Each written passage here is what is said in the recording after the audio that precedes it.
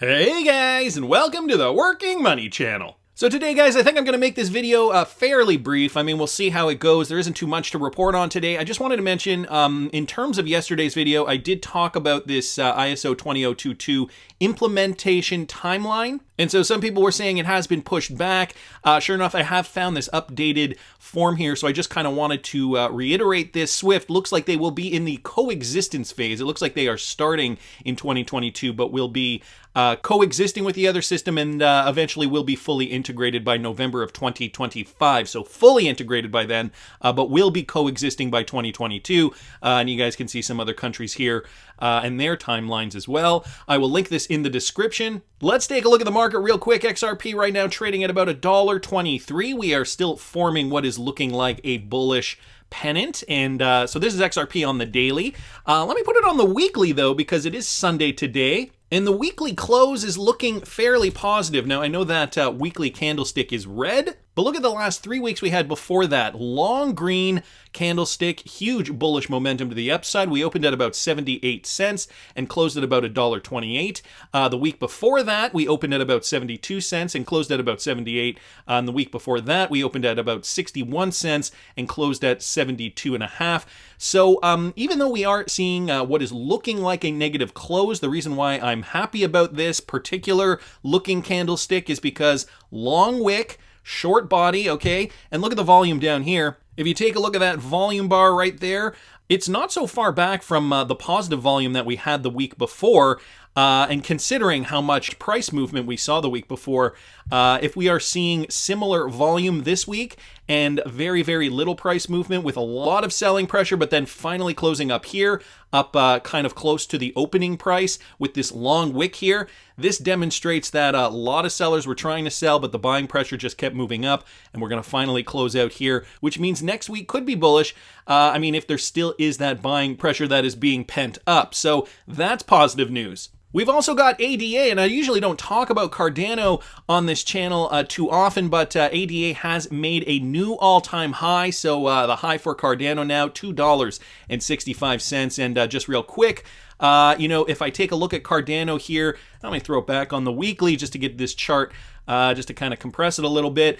I just want to throw Fibonacci on here. Take a look at where we are for Cardano now in the cycle, okay? Past the 1.618 and getting really close to the top of that Fibonacci. So high targets, if you're taking a look at the Fibonacci levels from the top of the last bull run to the trough of the bear market, price $5.50, give or take, at the 4.236. And take a look at that. I mean, Cardano really just kind of blowing it out of the water. You know, if we were to take that same Fibonacci and throw it on XRP, we know there is still a lot of room to move for XRP, bringing us to about 1362, according to this chart at least. So Cardano doing really great. If I bring up Bitcoin here, just real quick, Bitcoin on the weekly looking fairly bullish. Now the 0.702, that would bring us to $54,000, give or take. So that would be this level in and around here. I will mark it off with a blue line. We can see momentum is waning though, okay? Volume is getting lower. Bitcoin candlesticks are getting shorter. The positive candlesticks are getting shorter. So again, I mean, there's no clear sign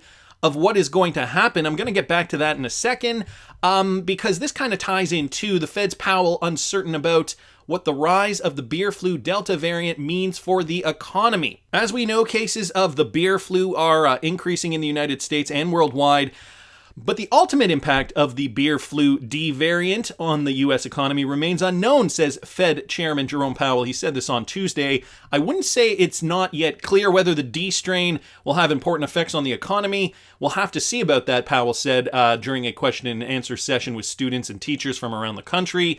Economists are divided over how or whether some variants of the beer flu will undermine the strong recovery that has been underway this far. And so this is, of course, going to have an impact on cryptocurrencies. It's going to have an impact on gold and silver. Fed officials have been preparing to remove some of their help for the economy in coming months. Last Friday, a closely watched index of consumer sentiment from the University of Michigan plunged to its lowest level in a decade as households reacted emotionally to a sense that the variants mean the pandemic might not be over soon. Some economists note that the D variant is spreading mainly in southern states that are unlikely to order a shutdown on their economies. Last year, the Fed had to provide billions of dollars in assistance as the economy shut down. So it is still an unknown, and even Jerome Powell not wanting to give an answer about this because, of course, it will be different all over the United States. It is interesting because, as per James Rickards, just on the global economy topic, is saying this: Russia hadn't bought in gold in about 6 months. I believe the last time they mentioned that they bought gold was a huge sum back in January. The gold price got smashed in June and again in August. Russia just announced they bought 3.1 metric tons. Those Russians sure know how to buy the dip. In fact, maybe they caused the dip. So it is interesting to note that Russia, purchasing gold, we still aren't out of this global pandemic. And, despite the fact that numbers are showing that the economy is, or at least has been, recovering somewhat, this new variant is, puts a bit of a question mark and a dark cloud over everybody's heads, I think, not really knowing what's going to happen next. But positive. Here's something positive. This was from a few months ago. I believe it was from May. This is Pat Thielen, the VP of Global Account Management at Ripple, just kind of describing their ODL product and the benefits and how this is going to yield an ROI to investors. Listen to this. That's where today, where we're talking about our on-demand liquidity product, you're really talking about not only being able to eliminate the existing pre-funding, but actually also provide, 30, 60 days worth of credit to fund business. So not only are you improving the balance sheet from what you have in pre-funding, but also providing availability to open new markets. And that's where we've seen, as you said, there's 29% of the audience we'd love to have a chat with just around how valuable that can be, for a treasurer and or a CFO as they're looking at their balance sheet. So we think regulatory clarity and the proof is in, that ROI. So with the regulatory clarity, the proof is in that ROI, or return on investment. And Crypto Eddie here was the one who brought this to our attention. Not just the elimination of pre-funding of Nostro, but the use of XRP as a line of credit as well. So XRP, courtesy of Ripple, of course, positioning itself in this financial system to help mitigate factors such as this. Right, the uncertainty of the economy due to another variant of the beer flu. And this is all coinciding. I mean, if you believe in a bigger plan, maybe it isn't such a coincidence, but when you step back and you look at it all, it does all seem very convenient, does it not? I'm not too terribly surprised. I mean, I've got my cryptocurrency, I've got my plan. This is just a sample sheet that I came up with. I know I've talked about it in several of my videos where you can put in your cryptocurrency in the side here manually, put in the amount that you have. So if you have like 1.789 Bitcoin, and if you have 110,123 XRP. I don't know. I'm just throwing in numbers here.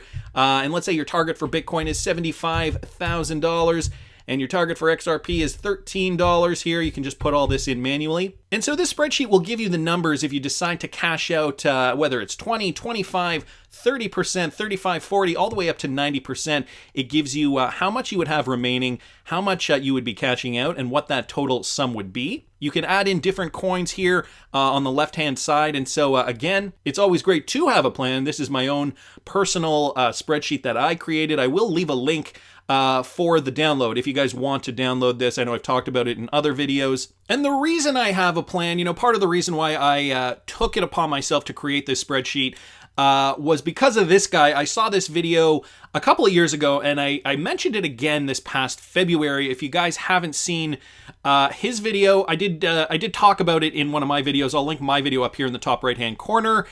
But essentially, just to kind of make a long story short, this guy had over 2 million XRP that he sold prematurely. He didn't realize it was going to go up to all-time high, which was $3.84 at that time. I think he bought it at like 0.006 or somewhere when it was very, very low, and he sold it at like 20 or 30 cents. Completely regrets it. He did make some good money, but the advice that he wanted to impart on the XRP community at the end of the day was never sell all your XRP or your entire stash of any one coin. Sell a portion of it, keep a portion of it just in case. And so, you know, I took his advice, and this is why I did create this spreadsheet and why I am sharing it with you guys. So again, a free download, free resource in the description of this video. I mean, you don't have to take it from me. You don't have to listen to this guy either. Take it from Panos here. There are 10,000 plus crypto in existence right now, and new ones come out every day. I see many people trying to chase profits, jump from one crypto to another, and follow all the different news and events that are going on, but it's more likely that this will lead to losses instead of profits. I bring this up because, you know, when we see Cardano rallying right now, making new all-time highs, I know a lot of newbies in the space will likely see this as an opportunity to buy a coin that is doing well. I mean, some people might even be selling their XRP to buy ADA at this moment in time. That is the wrong thing to do. There are many reasons for that. I'm not going to get into that right now. I'm going to continue on with this. Stop chasing profits and hype speculation and make a good plan. If you are a long-term investor, your portfolio should mainly consist of long-term investments that you don't touch unless the fundamentals of the project change or try to trade, and you keep accumulating. These should be at least 70 to 80% of your portfolio, and then you can have some short-term investments to play, speculate, gamble, or do whatever you want with. But do not fall into the trap of trading and trying to catch every new overhyped coin. In bull runs, most cryptos go up, and so that is the other thing I want to reiterate here. All cryptos go up in spec bull runs, no matter which coin you bought into. The key was to buy in when the market was as depressed as it could be, which was back in December of 2018. I mean, if you don't count the beer flu lockdown in March of 2020. I know a lot of coins dipped. I don't know if they went to their low, but I know most coins back in December 2018, that was the best time to buy cryptocurrencies. Find some good projects and stick to them. You can add another good project occasionally, but don't research continuously for new ones. Otherwise, you will feel overwhelmed and you will be burnt out. Long term is what really matters, guys, and where the real money will be made. This is a rapidly evolving industry. We see new concepts, use cases, and apps coming out every day, and you can't keep up with everything. But if you get the main idea and basics, then you will not have a problem. You don't have to learn about every single coin in detail. Very, very wise words here from Panos at PanosMech here on Twitter. I couldn't agree more. And for today, a Sunday, thought I'd show you guys something a little fun today. This from XRP Gator. So you can buy these now in Southern California. XRP Beer and Bitcoin Beer. So Bitcoin smoothie style sour ale, mango papaya, double golden, what does it say down there? Double Goldenberg, double pineapple? I don't know. But you can also get XRP Double India Pale Ale as well. Neck of the Woods Brewing. Wonder if they deliver. Tell me down in the comments what you guys think, and please subscribe to the channel if you haven't already. Like the video if you like the content I'm providing. I always love hearing your comments. See you in the next one, guys.